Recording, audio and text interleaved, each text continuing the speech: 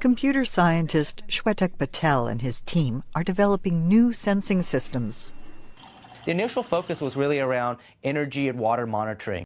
They built a new generation of smart sensors that monitor electronic interference on a home's power line or water pressure changes in the plumbing. Most of this technology has already found industrial applications, and Patel and his team turned their attention to adapting the technology for personal health monitoring. So how do we take this noise and make it into a signal of interest was kind of the core of what we did for many years, and we're taking that work and applying it to other domains.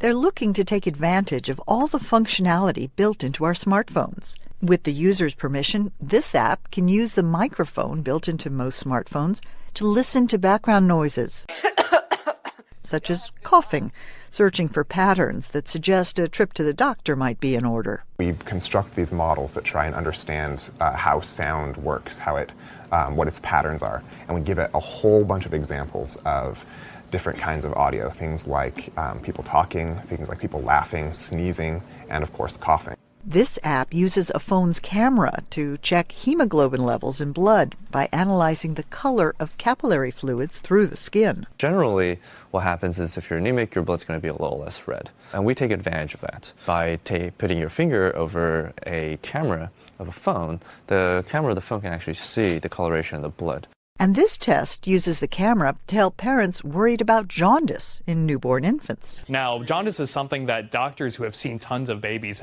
can just kind of figure out on a very basic level of, is this baby, do they need to get treatment, or are they in a good condition? Whereas a first-time parent has no idea necessarily what jaundice might look like.